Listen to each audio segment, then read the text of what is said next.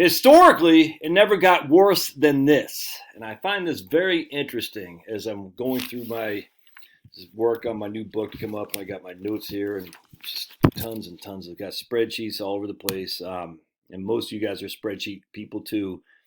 But we're going to go to Craig Israelson's retirement portfolio analyzer here. All right. And we're going to, don't forget to paw the like button. If you're not subscribed, you're a sucker. You don't want to be a sucker, do you? No, you want to be a cool kid. All the cool kids are here. All right, so we're going to go over, so we got to go over here to portfolio data. I'm running, going back to 1966, I'm running a 50% large, 25% bonds, 25% cash allocation. We got 7.7% average rate of return, a 10.24% standard deviation, and the rate of inflation during this time was 2.96, all right? So we take our 7.7 minus 2.96. Essentially, we got a 5%, 4.5%, 4.5 to 5% net on average. But that's, average doesn't really matter that much because what we want to see is what Craig Israelson's stuff does. We want to see the right here. So this is inflation, and these are the historical rates of return for every single, I think there's 74 rolling 25-year growth times, periods, I should say. The worst was in 1957 and 1981, where we had a net rate of return of 1.88. Net is the rate of return that you received on your portfolio minus inflation.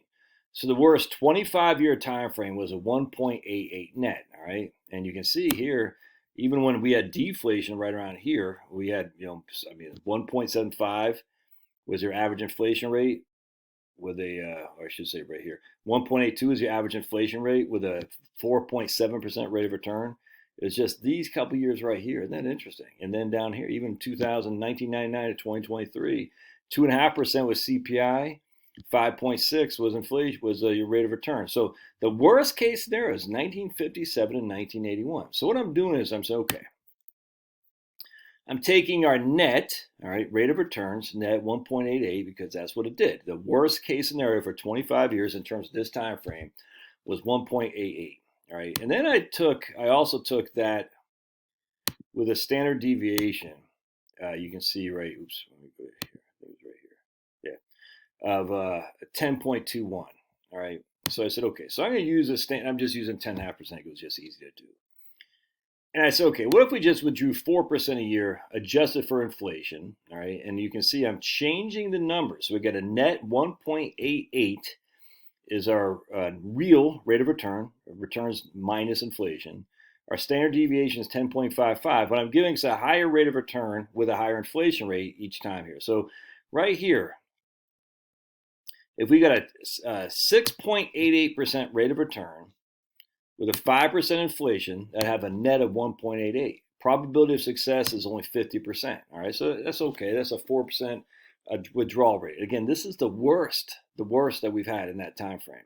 That's still pretty good. All right, 50% of the time we ran out of money, 50% of the time we didn't. And this is over 30 years, by the way. I'm not using 20, I'm using 30, or 25, I'm using 30. I hope this makes sense. I don't know, I'm just yapping. But so I said, well, if we got a rate of return of 10% with an 8.12% inflation, I still got a 1.88 net, and then you can see right there a 54% probability of success. And we leave a little bit of money to the kiddos.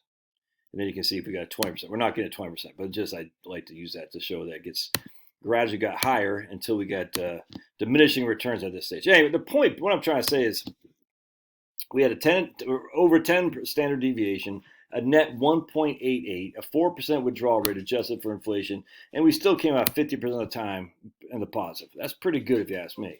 All right, so check this out. It gave us a lower standard deviation with the same net return, same rates of return. And you'll see here a 6.88% rate of return with a 5% standard deviation. We came out of probability of success 51% of the time.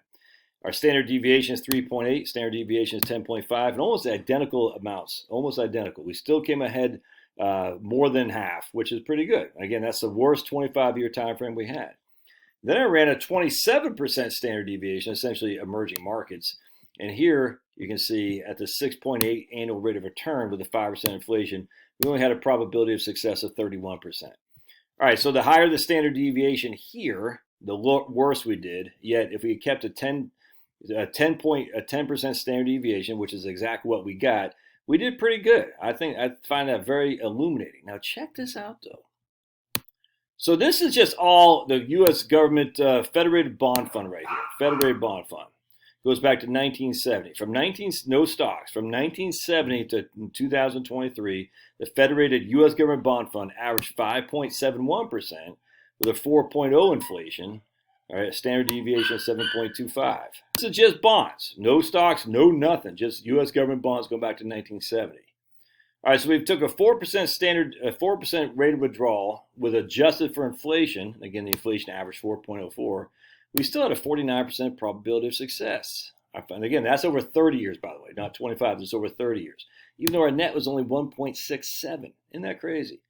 So we beat inflation, but 50% of the time we ran out of money. 50% of the time we didn't, basically. Interesting. But then I said, okay, check this out. What if we started with a 7.5% initial amount? So we have $100,000. We're taking $7,500 a year out. The first year, minus 2% each and every year. So $7,500 minus 2%, whatever that is. I don't have my calculator here. Here we got a 65% probability of success with the same standard deviation, 7.25, same rate of return, same inflation, same net. And here we got 65% probability of success. And that's with taking 7.5% on the front end and reducing it by 2% a year. If we took 7% out, we have a 77% probability of success. And again, all the numbers are the same. 7.25 on the front end. 7.25 is our standard deviation. The rate of return is only 5.71. What's up, big boy? And our inflation is 4.04. So we're having net of 1.67. And that's way lower than anything we've seen that have any stocks in there. And yet even here we have 65% probability of success and a 77% probability of success to thing, depending on what your starting point is. All right, let's keep going. So then I said, what about Wellesley? And Wellesley, I'll go back to 1970, you got 8.81% standard deviation, a 9.55% rate of return, a 4.01 inflation, so your net is 5.54, all right? So Wellesley, if you took 4% a year off adjusted with inflation, you have a 98% probability of success. But then I came over here, I said, what happens if we took 10%? Remember, Wellesley is about 40-60. 10%. So our standard deviation is higher than the all bond fund, but not much higher. What's that, about 15% higher or something like that? Not much. But our portfolio return is significantly higher. Significantly went from 5.71 to 9.55. Inflation is roughly the same because we're just doing from 1970 for the government bond fund to 1971 with Wellesley. So 4%. But it's our net. Look at that. The government bond fund gave us a net of 1.67. The Wellesley gave us a net, your rate of return minus inflation of 5.54. Even if we started with a 10% initial withdrawal rate. And this is the worst, man, dude. I mean, I just showed you 1.8. No, this is the worst for Wellesley, but 1.88 was the worst that we saw with a 50-50 portfolio, essentially, for between net of rate of return. And yet, even with the bond fund, I gave you worse than that. And here, 74% of the time, we still had money when we died. And we still left $44,000. Spent $227,000. Man, that's just fantastic. And that's just during, again, looking at, again, that Wellesley fund wasn't the worst. I'm just using that as an example. But the government bond fund was, and that still did not fine, but it still held its own half the time. Anyway, I'm just thinking about this for my next book. And I just, there's a lot of positive stuff in here. A lot of positive stuff. So what's the moral of the story? Well, we want to get the net. We wanted to beat inflation as high as we can without increasing our standard deviation too much. That's ultimately what it comes. I know it sounds easier said than done, but at the end of the day, it's like we got to have some stocks because that's the only way to beat inflation, more so than the U.S. government bond fund. I mean, that only gave us 1.67. And any kind of bond fund is not going to give you significantly higher than inflation. It just won't because that's the nature of bond. They're fixed income. So you throw some stocks in there. It gives you a little bit higher standard deviation, but significantly higher potential for beating the bond, for beating inflation. And I can't guarantee that because I don't know. But anyway, all right. Love your thoughts. Don't forget to subscribe and paw. We'll see you.